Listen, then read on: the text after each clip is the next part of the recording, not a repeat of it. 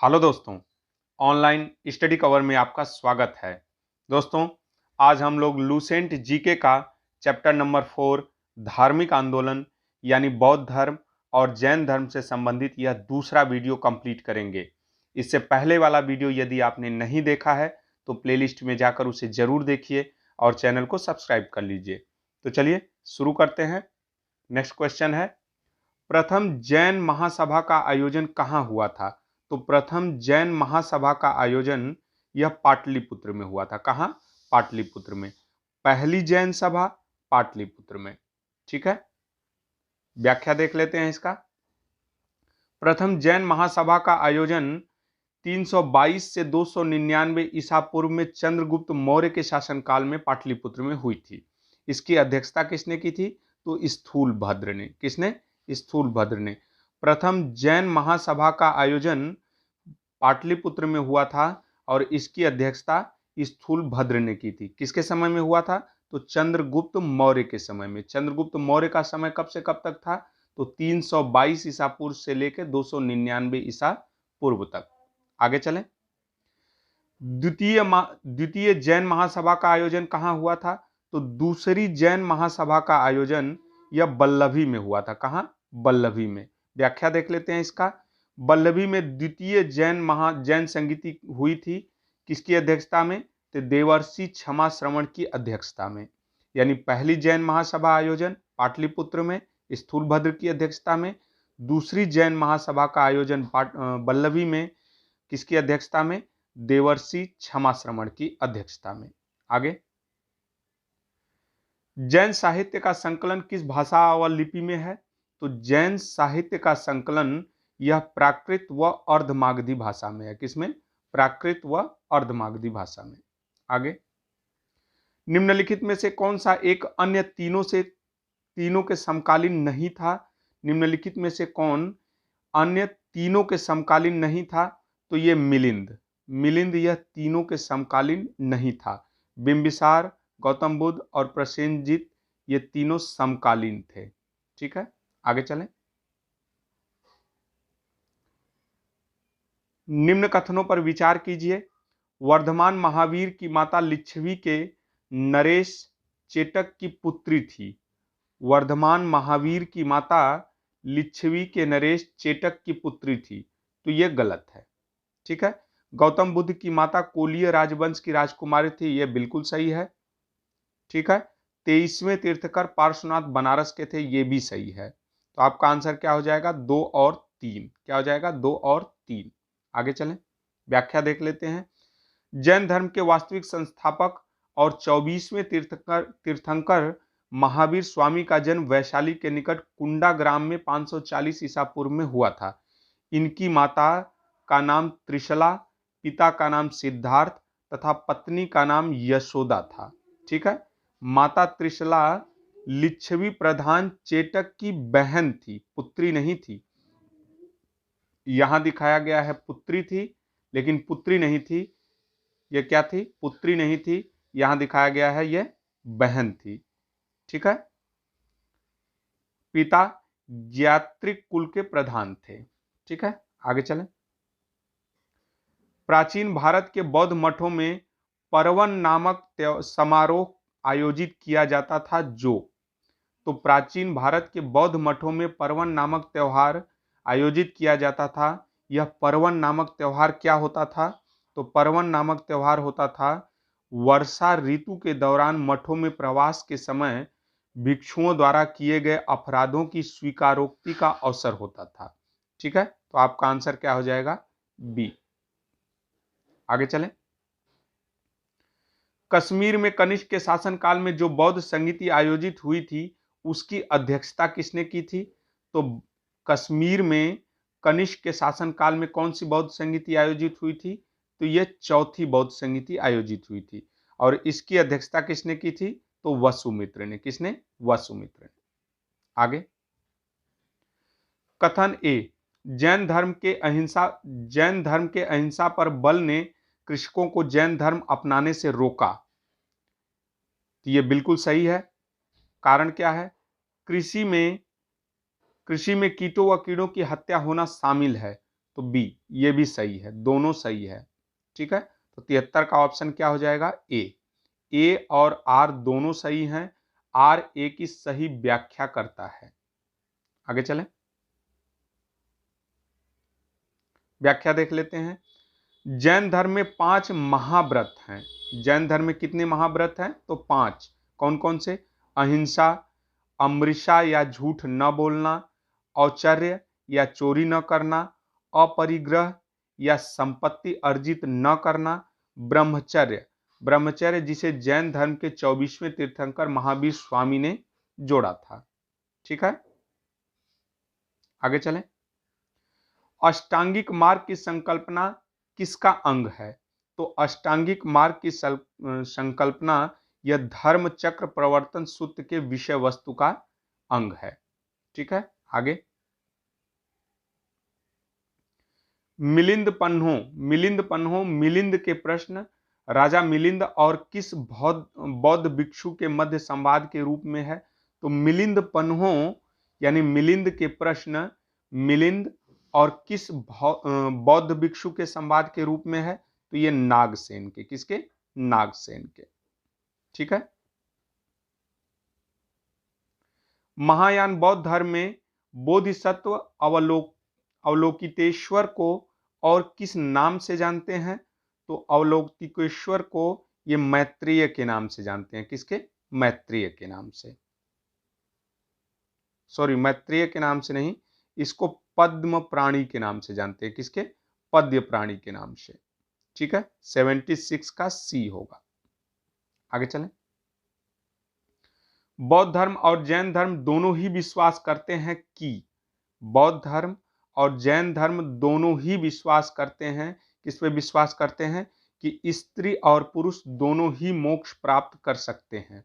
स्त्री और पुरुष दोनों ही मोक्ष प्राप्त कर सकते हैं। आगे। बौद्ध धर्म के महायान और हीनयान संप्रदायों में सर्वाधिक मौलिक अंतर कौन सा है? तो बौद्ध धर्म के महायान और हीनयान संप्रदायों में सर्वाधिक मौलिक अंतर कौन सा है? तो यह देवी देवताओं की पूजा। क्या है? देवी देवताओं की पूजा। तो आंसर क्या हो जाएगा? सी। आगे चलें, व्याख्या देख लेते हैं। हीनयान संप्रदाय में महात्मा बुद्ध को एक महापुरुष माना जाता है। हीनयान संप्रदाय में महात्मा बुद्ध को एक महापुरुष माना जाता है, किंतु महायान संप्रदाय में उन्हें देवता माना जाता है तथा उनकी पूजा की जाने लगी। इसी के साथ अनेक बोधिसत्वों की पूजा भी प्रारंभ हुई। ठीक है, आगे। जैन धर्म श्वेतांबर एवं दिगंबर संप्रदायों में कब विभाजित हुए? तो जैन धर्म श्वेतांबर और दिगंबर संप्रदायों में कब विभाजित हुए? तो यह चंद्रगुप्त मौर्य के समय में। कब? चंद्रगुप्त मौर्य के समय में।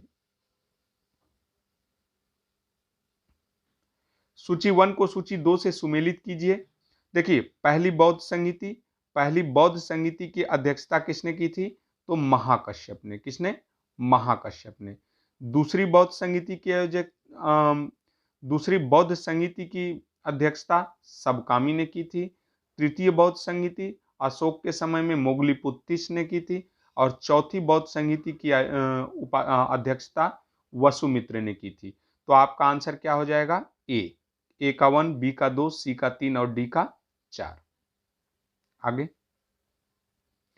निम्न में कौन से धर्म पुनर्जन्म में विश्वास करते हैं? तो कौन से जन्म इनमें से पुनर्जन्म में विश्वास करते हैं? तो ये तीनों हैं। हिंदू धर्म भी पुनर्जन्म में विश्वास करता है, बौद्ध धर्म भी और जैन धर्म भी। बौद्ध संगीतियों में 4 आयोजकों का सही क्रम क्या है? बौद्ध संगीतियों में 4 आयोजकों का सही क्रम क्या है? तो मैंने आपको बताया था, आजकल अशोक, आजकल अजातशत्रु, कालाशोक, अशोक और कनिष्क। आजकल अशोक, तो अजातशत्रु, कालाशोक, अशोक और कनिष्क। आगे। निम्नलिखित में से कौन एक त्रिपिटक का अंग नहीं है? तो त्रिपिटक का अंग कौन सा नहीं है? ये जातक। ठीक है, त्रिपिटक में शुद्ध पिटक आता है, विनय पिटक आता है, अभिधम्म पिटक आता है। लेकिन त्रिपिटक में जातक सम्मिलित नहीं है। ऋग्वेद में किन दो जैन तीर्थंकरों का उल्लेख मिलता है? तो ऋग्वेद में किन दो जैन तीर्थंकरों का उल्लेख मिलता है? तो ऋषभदेव और अरिष्टनेमी का। किसका? ऋषभदेव और अरिष्टनेमी का। आपका आंसर क्या हो जाएगा? ए।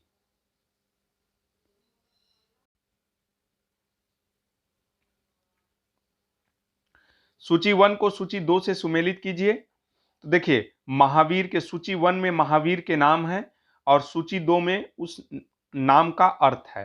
तो केवलिन, केवलिन का अर्थ होता है पूर्ण ज्ञानी। जिन, जिन का अर्थ होता है इंद्रियों को जीतने वाला।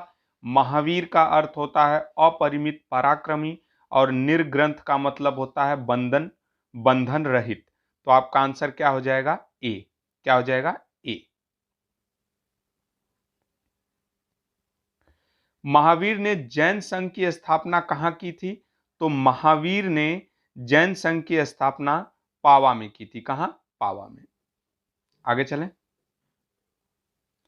महावीर की मृत्यु के बाद जैन संघ का अगला अध्यक्ष कौन हुआ?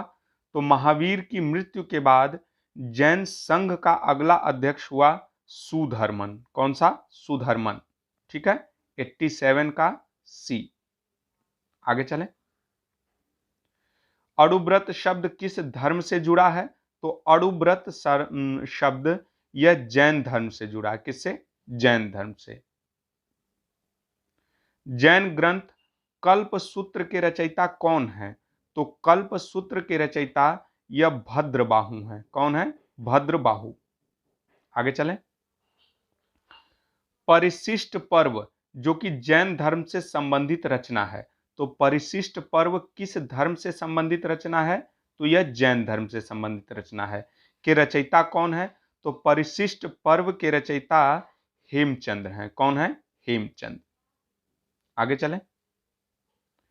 किस जैन रचना में 16 महाजनपदों का उल्लेख मिलता है? तो किस जैन रचना में 16 महाजनपदों का उल्लेख मिलता है? तो यह भगवती सूक्त में। किसमें? भगवती सूक्त में। जैन तीर्थंकर पार्श्वनाथ द्वारा प्रतिपादित 4 महाव्रतों में महावीर स्वामी ने 5वें महाव्रत के रूप में क्या जोड़ा था? तो जैन तीर्थंकर पार्श्वनाथ ने 4 महाव्रतों को जोड़ा था। 4 महाव्रतों में महावीर स्वामी ने 5वें व्रत के रूप में क्या जोड़ा था? ब्रह्मचर्य जोड़ा था। क्या जोड़ा था? ब्रह्मचर्य। आगे चलें। जैन शिल्पकला के उदाहरण कौन है? तो जैन शिल्पकला के उदाहरण, देखिए जैन शिल्पकला के उदाहरण कौन है? तो उड़ीसा का बाघ गुफा, खंडगिरी हाथी गुफा मंदिर ये भी है। आबू राजस्थान का दिलवाड़ा मंदिर ये भी है। रड़कपुर जोधपुर के निकट का चौखट मंदिर ये भी है। और श्रवण बेलगोला कर्नाटक का गोमतेश्वर या बाहुबली की प्रतिमा। तो आपका आंसर क्या हो जाएगा? ए। 1 2 3 4। जैन धर्म को अंतिम राजकीय संरक्षण किस वंश के शासकों ने दिया था? तो जैन धर्म को अंतिम राजकीय संरक्षण किस वंश के शासकों ने दिया था? तो यह गुजरात के चालुक्यों ने। किसने? गुजरात के चालुक्यों ने।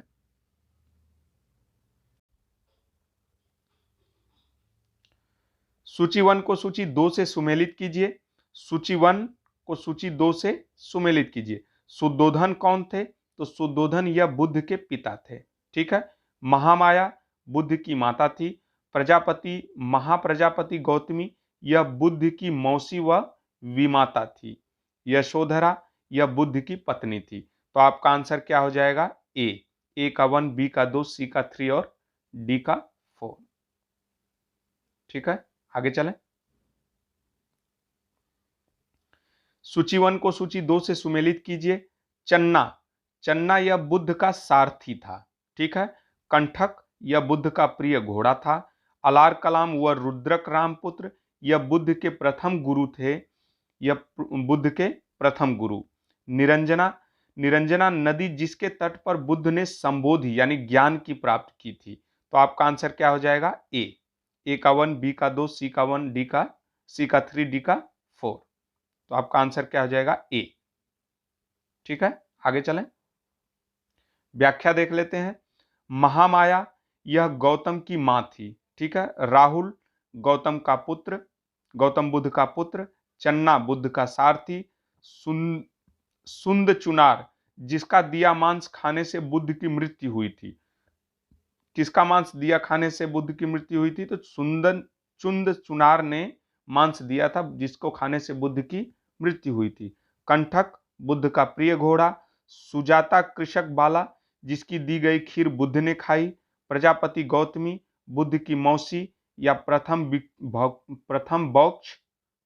बौद्ध भिक्षुड़ी, अलार कलाम जिससे बुद्ध ने योग व उपनिषद की शिक्षा ली, सुभद्र जिसे बुद्ध ने अपना अंतिम उपदेश दिया था। आगे, देवदत्त बुद्ध का चचेरा भाई, अश्वत्थ वह पीपल का वृक्ष जिसके नीचे बुद्ध को ज्ञान की प्राप्ति हुई, स्तूप महापरिनिर्वाण का प्रतीक, वैशाली वहां बुद्ध का अंतिम वर्षा काल बीता। तो बुद्ध का अंतिम वर्षा काल कहां बीता? वैशाली में। साल का वृक्ष जिसके नीचे बुद्ध की मृत्यु हुई, शुद्धोधन बुद्ध के पिता एवं शाक्य कुल के मुखिया, यशोधरा बुद्ध की पत्नी। आगे चलते हैं, इसका आप स्क्रीनशॉट ले सकते हैं। ठीक है, आगे चलें, कौन सुमेलित नहीं है? आम्रपाली यह बुद्ध की शिष्या थी, बिल्कुल सही है। सुजाता कठिन तपस्या के उपरांत बुद्ध को भोजन कराने वाली कन्या, बिल्कुल सही है। आनंद व उपाली बुद्ध के शिष्य थे।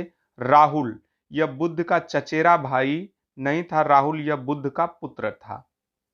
ठीक है, बुद्ध का चचेरा भाई कौन था? देवदत्त। ठीक है, तो डी आपका आंसर क्या हो जाएगा? डी।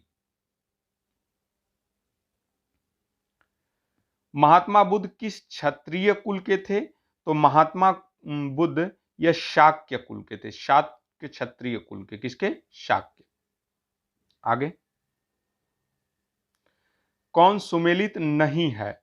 गौतम बुद्ध का गोत्र का नाम, ठीक है। सिद्धार्थ बुद्ध के बचपन का नाम, बिल्कुल सही है। बुद्ध संबोधि प्राप्त यानी ज्ञान प्राप्ति के बाद पड़ा नाम, यह भी सही है। तो इनमें से कोई नहीं, यानी सही सुमेलित सभी सही सुमेलित हैं। आगे चलें, सूची 1 को सूची 2 से सुमेलित कीजिए। महाविनिष्क्रमण गृह त्याग की घटना, बिल्कुल सही है ये। संबोधि ज्ञान की प्राप्ति की घटना, बिल्कुल सही। धर्म चक्र प्रवर्तन सारनाथ में पहला उपदेश, बिल्कुल सही। महापरिनिर्वाण यह मृत्यु की घटना, बिल्कुल सही। तो आपका आंसर क्या हो जाएगा? ए का 1, बी का 2, सी का 3 और डी का 4। आपका आंसर क्या हो जाएगा? ए। आगे चलें दोस्तों, सेशन आपको अच्छा लगा तो लाइक करना, चैनल को सब्सक्राइब करना, काफी मेहनत लगती है ऐसे बनाने में। बुद्ध ने वैराग भावना किन 4 दृश्यों के कारण बलवती हुई? बुद्ध में वैराग की भावना किन 4 दृश्यों को देखकर बलवती हुई? तो आपका आंसर क्या हो जाएगा? ए।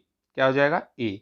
बूढ़ा, रोगी, लाश और सन्यासी को देखकर बुद्ध के मन में वैराग की भावना बलवती हुई।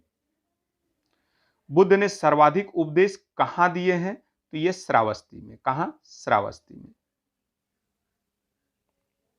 बुद्ध चरित जिसे बौद्धों का रामायण कहा जाता है कि रचनाकार कौन है?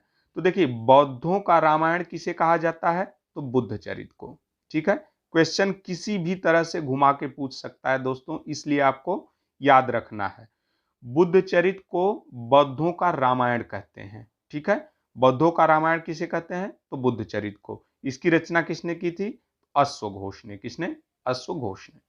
आगे, महाविभाष शास्त्र के रचयिता कौन है? तो ये वसुमित्र। ठीक है, आगे, कौन सी बौद्ध रचना गीता के समान पवित्र मानी जाती है? तो कौन सी बौद्ध रचना यह गीता के समान पवित्र मानी जाती है? तो यह धम्मपद। क्या है? धम्मपद। Option B.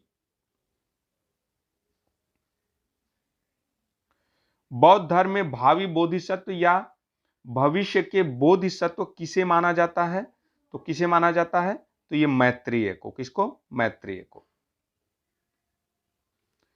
किसके समय में बौद्ध धर्म स्पष्टतः दो स्वतंत्र संप्रदाय हीनयान या महायान में, हीनयान एवं महायान में विभाजित हुआ?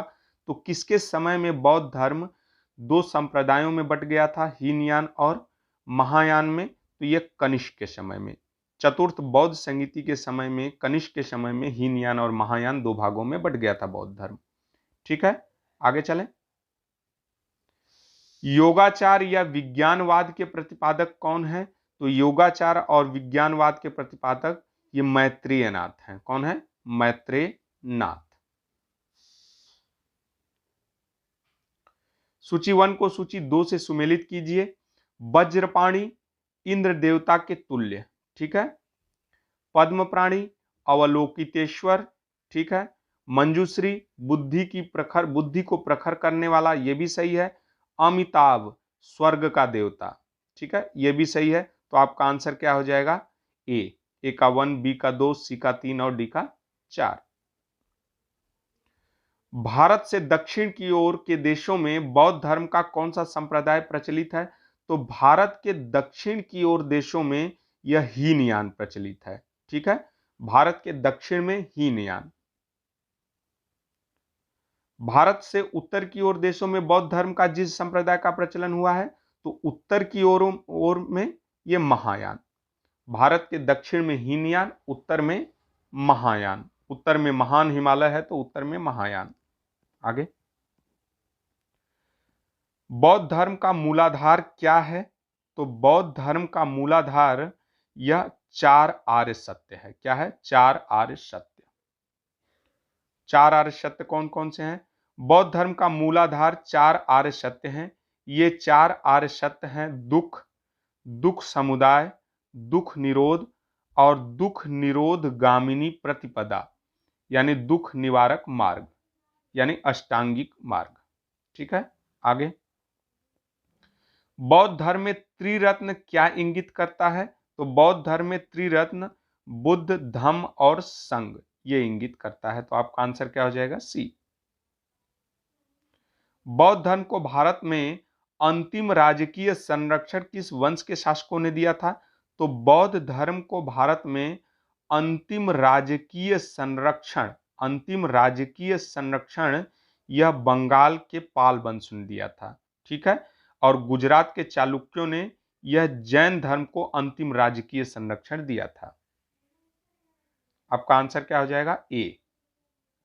आगे चलें। सूची 1 को सूची 2 से सुमेलित कीजिए। तो बौद्ध शिक्षा केंद्र है और इसके संस्थापक देखिए, नालंदा विश्वविद्यालय की स्थापना कुमार गुप्त ने करवाई थी। कुमार गुप्त फर्स्ट ने, बिल्कुल सही है। ओदंतपुरी की स्थापना गोपाल ने करवाई थी। यह पाल वंश के शासक है, बिल्कुल सही है। विक्रमशिला विश्वविद्यालय की स्थापना धर्मपाल, ये भी पाल वंश से संबंधित है। और वल्लभी विश्वविद्यालय की स्थापना भटार्क ने करवाई थी। ये मैत्रक वंश से संबंधित है, ठीक है। तो आपका आंसर क्या हो जाएगा? ए। क्या हो जाएगा? ए। आगे चलें। अनेकांतवाद निम्नलिखित में से किसका क्रोड़ या केंद्रीय सिद्धांत का दर्शन है? तो अनेकांतवाद यह जैन मत का है। किसका? जैन मत का। महान धार्मिक घटना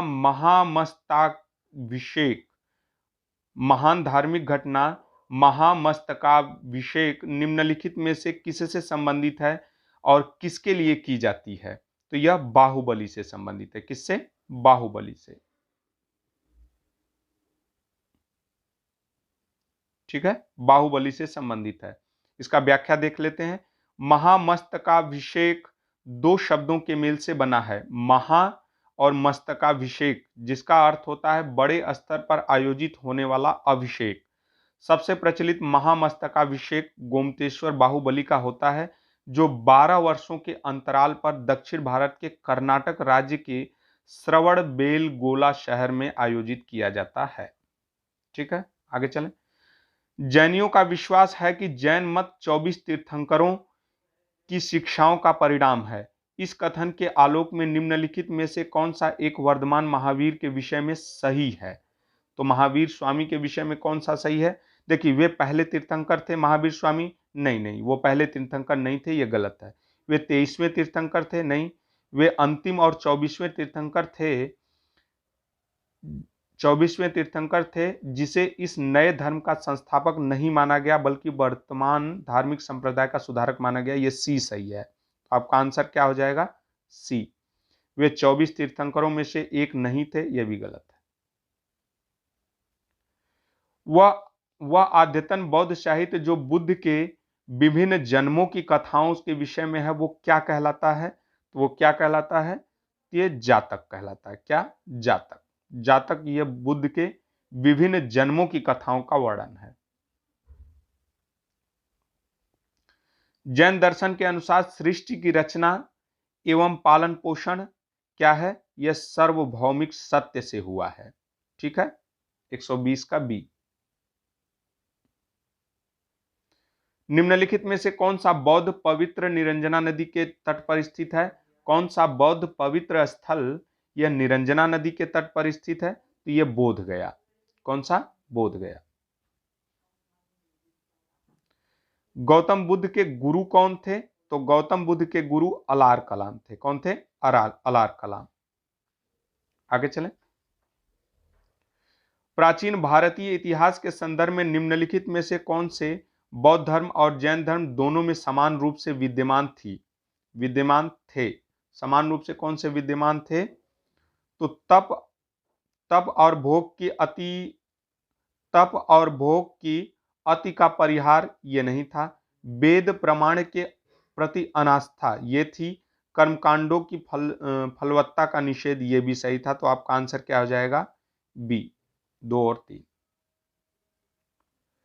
भगवान बुद्ध कथन क्या है? भगवान बुद्ध की प्रतिमा कभी कभी एक हस्त मुद्रा युक्त दिखाई देती है, जिसे भूमि स्पर्श मुद्रा भी कहा जाता है। यह किसका प्रतीक है? तो आपका आंसर क्या हो जाएगा? डी।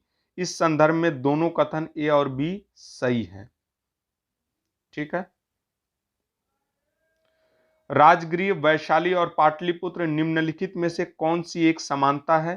तो ये वे स्थान है जहां बौद्ध संगीति आयोजित हुई थी। तो आपका आंसर क्या हो जाएगा? डी। बुद्ध ने अपने जीवन की अंतिम वर्षा ऋतु कहां बिताई थी? तो अंतिम वर्षा ऋतु यह वैशाली में बिताई थी। कहां? वैशाली में।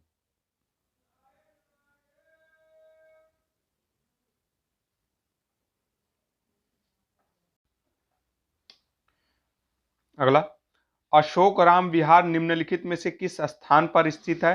तो अशोक राम विहार यह पाटलिपुत्र में स्थित है। कहां? पाटलिपुत्र में। व्याख्या देख लेते हैं। तृतीय बौद्ध संगीति का आयोजन 291 ईसा पूर्व में पाटलिपुत्र के अशोक राम विहार नामक स्थान पर मोगलीपुत्तिस्य की अध्यक्षता में अशोक के शासनकाल में हुआ था। तो यह पाटलिपुत्र में स्थित है अशोक राम विहार। स्वामी महावीर की भिक्षुणी संघ की प्रधान कौन थी? तो यह चंद्रना थी। कौन थी? चंद्रना। नैनार कौन थे? नैनार कौन थे? तो वे अग्रणी जो शिव के भक्त थे, यानी नैनार शिव के भक्त होते हैं। लास्ट क्वेश्चन है दोस्तों, बौद्ध धर्म में त्रिरत्न में शामिल नहीं है। तो बौद्ध धर्म में त्रिरत्न में शामिल नहीं है तो मध्यम मार्ग। कौन सा? मध्यम मार्ग। बौद्ध धर्म में बुद्ध, धम्म, संघ ये तीनों शामिल होते हैं, लेकिन मध्यम मार्ग शामिल नहीं होता। दोस्तों इस वीडियो को यहीं पे कंप्लीट करते हैं। कल एक नए वीडियो के साथ हाजिर होंगे। तब तक के लिए धन्यवाद।